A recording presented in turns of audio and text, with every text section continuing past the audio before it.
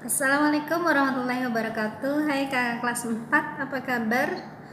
Semuanya insya Allah dalam keadaan baik-baik saja ya. Alhamdulillah pada hari ini kita masih bisa ketemu dalam pelajaran PAI, Pendidikan Agama Islam.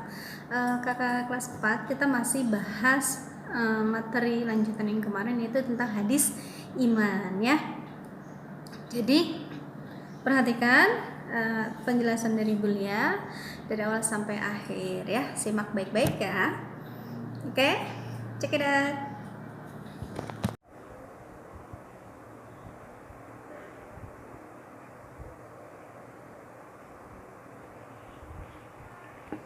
Iya, kita lanjut teman-teman. Hadis yang kemarin itu kan tentang iman ya, yang bunyinya yang sudah kita hafal, man kana yu'minu billahi wal yawmil akhir falyakul khaira aw liyasmut, wa man kana yu'minu billahi wal yawmil akhir falyukrim jarahu, wa man kana yu'minu billahi wal yawmil akhir falyukrim daifahu.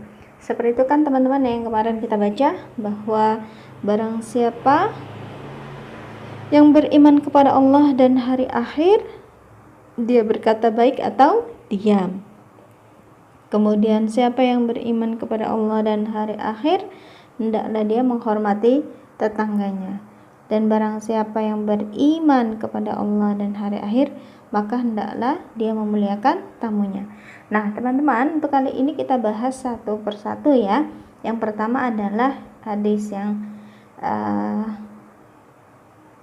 pertama, yaitu man kana yu'minu billahi yaumil akhir falyakul khaira aw liyasmut, ya, berkata baik atau diam. Nah sekarang tema kita kali ini adalah menjaga lisan. Lisan itu apa? Lisan itu mulut ya. Seseorang yang menjaga lisannya hanya berkata dengan perkataan yang baik, benar, dan jujur. Jadi seseorang yang menjaga lisannya adalah seseorang yang memikirkan terlebih dahulu apa yang harus ia katakan, sehingga perkataan yang keluar dari lisannya atau mulutnya adalah perkataan yang baik, yang benar dan jujur. Karena tidak asal berbicara, sebelum berbicara dipikirkan terlebih dahulu bermanfaat atau tidak perkataannya. Nah ini dasarnya ada dalam surah, ini surah Al-Ahzab ya teman-teman ya. Ibu lupa menuliskan surah Al-Ahzab ayat 70 sampai 71. Ini bunyinya, a'udzubillahi minasyaitonirrajim, ya ayyuhalladzina amanu taqullaha wa qulu qawlan sadida yuslih lakum a'malakum wa yaghfir lakum dzunubakum. Yang artinya, hai orang-orang yang beriman, bertakwalah kepada Allah dan ucapkanlah ucapan yang benar. Niscaya Allah akan memperbaiki amalan-amalan kalian dan mengampuni dosa-dosa kalian. Jadi itu dasarnya ya, kita sebelum berkata pikirkan dahulu, sehingga apa yang kita sampaikan adalah kebenaran. Oke, lanjut. Nah, sebagai umat muslim kita harus menunjukkan kata-kata yang baik setiap berbicara. Jangan sampai bahasa yang kita pakai menyakiti orang lain. Tidak hanya benar ya teman-teman ya, tapi juga harus menggunakan bahasa atau kata-kata yang baik. Apa yang kita sampaikan itu tidak hanya benar, tetapi juga harus menggunakan bahasa yang santun, yang baik, sehingga bahasa yang kita sampaikan kepada orang yang diajak bicara atau lawan berbicara kita itu tidak menyakiti perasaannya. Nah, di sini ada contoh dari Rasulullah SAW. Rasulullah mencontohkan beliau itu sangat lembut dan santun dalam berbicara, sehingga orang yang berbicara dengan beliau merasa dialah yang paling dimuliakan oleh Rasulullah. Padahal orang tersebutlah yang sebenarnya memuliakan Rasulullah. Namun karena Rasulullah orang yang sangat lembut dan santun, tidak berbicara keras, tidak berbicara kasar, sehingga orang yang diajak berbicara oleh Rasulullah merasa seolah-olah orang tersebut yang dimuliakan oleh Rasulullah. Ini contohnya, contoh dari teladan kita Rasulullah Shallallahu Alaihi Wasallam. Nah, teman-teman, oleh karena itu ya, atas dasar Al-Quran dan hadis tadi, sebagai umat muslim kita memiliki aturan dalam berbicara. Nah, yang disebut dengan adab ya, tata cara, adab berbicara. Perhatikan ya, adab berbicara yang pertama, berkata yang baik ya. Pikirkan dahulu apa yang akan dikatakan. Gunakan bahasa yang baik, yang mudah dipahami dan dimengerti oleh lawan bicara kita ya.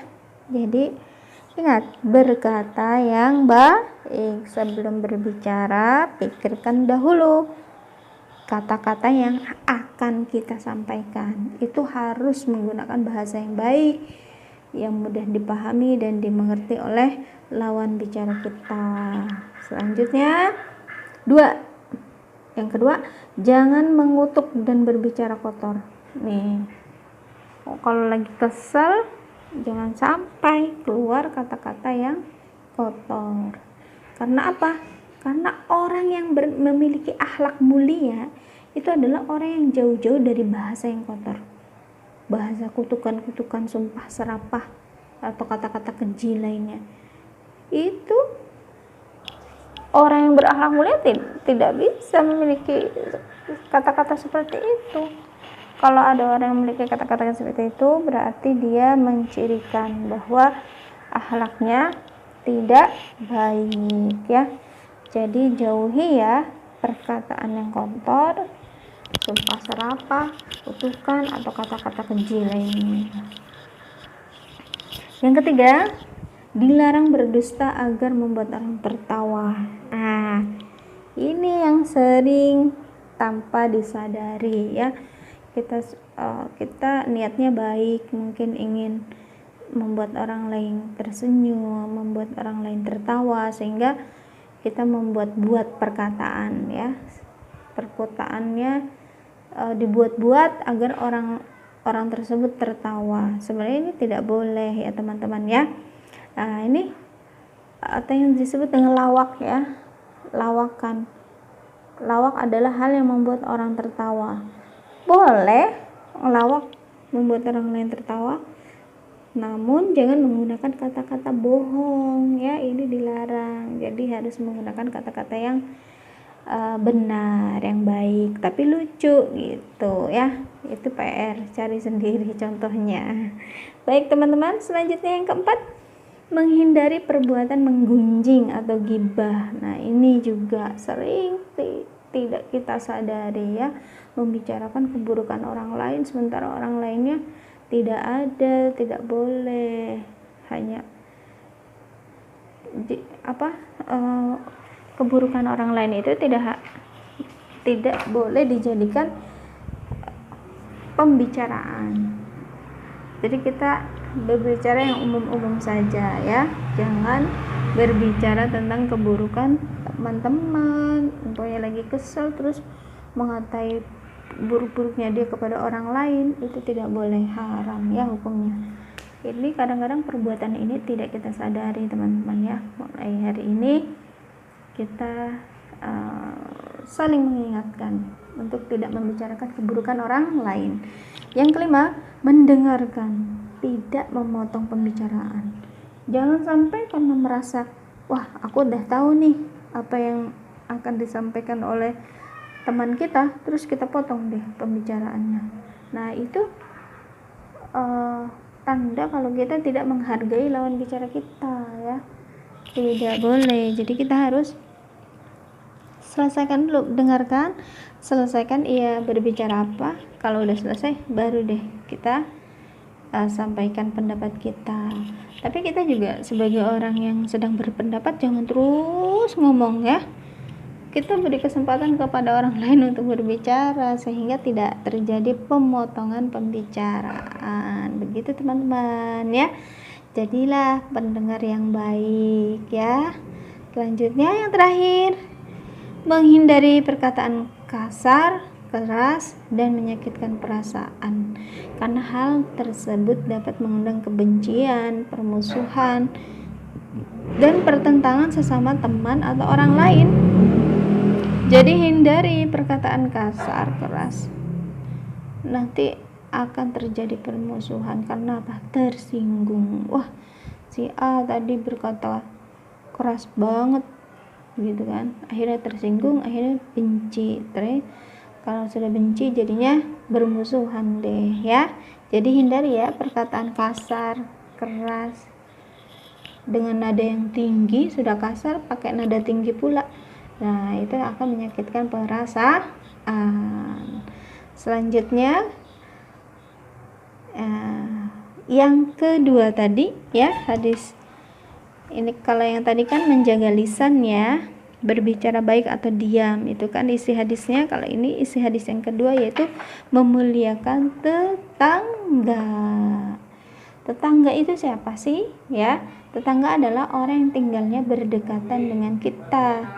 Mereka memiliki hak untuk dimuliakan, dijaga haknya dan tidak diganggu. Jadi kan isi hadis yang kedua tadi kan, barang siapa yang beriman kepada Allah dan hari akhir, hendaknya ia memuliakan tetangga. Nah, sekarang kita bahas poin yang ini. Nah, tetangga itu terbagi menjadi 4. Yang pertama, orang yang tinggal satu rumah dengan kita. Ya, mungkin ada ya, selain keluarga inti yang tinggal satu rumah dengan kita, mungkin ada. Nah, itu disebut dengan tetangga. Yang kedua, orang yang rumahnya berdampingan dengan rumah kita, yang kiri kanan ya kan, ada yang di depan, ada yang di belakang, itu tetangga kita. Kemudian yang ketiga, orang yang rumahnya dalam jarak 40 rumah dari rumah kita. Tetangga itu batasannya ada sampai 40 rumah, itu masih disebut dengan tetangga kita.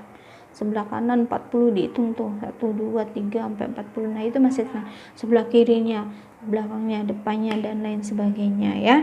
Nah, yang keempat lebih luas lagi, ini tetangga itu yang seperti apa? Orang yang tinggal dalam satu negeri dengan kita.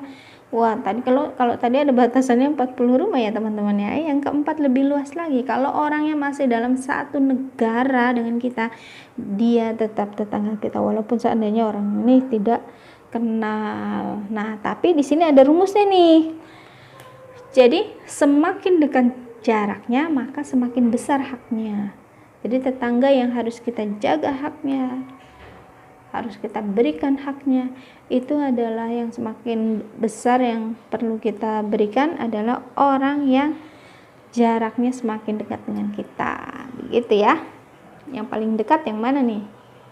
Di antara 1, 2, 3. Nah, itulah yang haknya lebih besar yang kita berikan ya.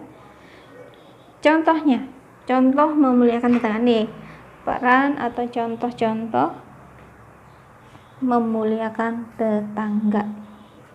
1, dengan memberikan makanan, ya kan?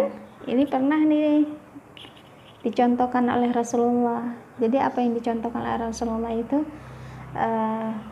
bisa dijadikan sebagai dalil ya, sebagai dasar kita untuk melakukannya.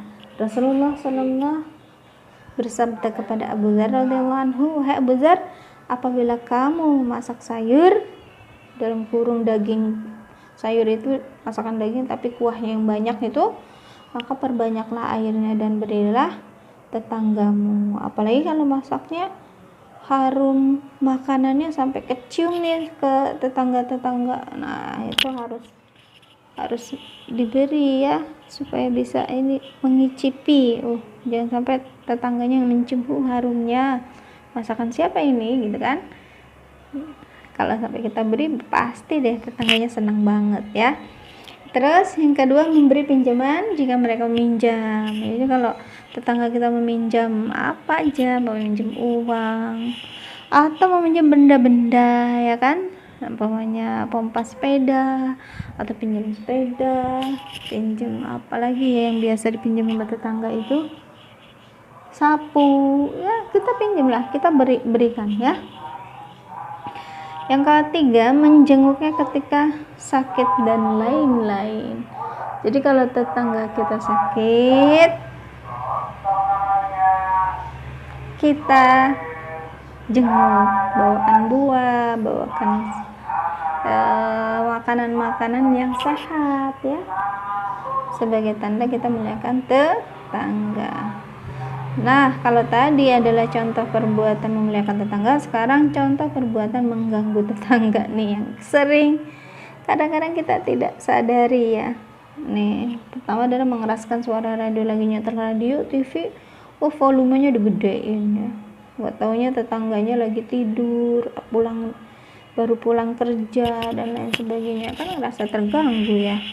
Terus mengotori halaman tetangga, mungkin kita punya ayam banyak, ayamnya nggak dikurung, ayamnya main-main, akhirnya buang kotoran di halaman tetangga ya. Kemudian contoh yang lain, menutup jalan bagi mereka. Pokoknya kebetulan tetangga kita itu rumahnya sangat berdekatan dengan kita dan jalannya sedikit sedikit mepet gitu ya ke rumah kita tutup nih di tembok mungkin ya rumahnya. Nah, itu juga tidak baik ya. Dicontoh ya, memberikan jalan kepada orang lain itu kan sedekah teman-teman ya. Jadi biarlah ya kita beri jalan agar hidup kita rukun, tentram, berdampingan satu sama lain. Dan masih banyak banget nih contoh-contoh yang lain yang mengganggu tetangga. Begitu teman-teman. Selanjutnya terakhir tugasnya pakai link Google Form ya, supaya ibu mudah memeriksa. Jadi tulislah hak dan kewajiban sebagai tetangga. Kok Bu Lia tadi nggak jelasin tentang kewajiban, haknya doang ya kan? Tapi kan kalian sudah tahu kewajiban itu apa. Kewajiban adalah sesuatu yang harus kita lakukan. Kalau hak, kewajiban sesuatu hal yang harus kita dapatkan. Jadi itu bedanya. Contoh tadi memuliakan tetangga, contohnya ini kan memberikan makanan. Nah, ini kan memuliakan. Nah, ini kewajiban. Terus haknya apa? Haknya di sesuatu yang harus didapat, berarti dimuliakan ya. Jadi tinggal dibalik aja ya, memuliakan, dimuliakan. Iya, begitu deh, terserah teman-teman ya. Yang penting ibu pengen kalian berpendapat sebisa mungkin, terserah, semakin banyak semakin baik ya. Nanti ibu koreksi melalui Google Form. Oke, begitu ya teman-teman ya. Sampai ketemu minggu depan. Kita minggu depan insya Allah masih bahas hadis yang sama, yang ketiga itu, isi hadis yang ketiga, yaitu memuliakan tamu ya. Begitu ya teman-teman ya. Sampai ketemu minggu depan. Akhir kalam, assalamualaikum warahmatullahi wabarakatuh.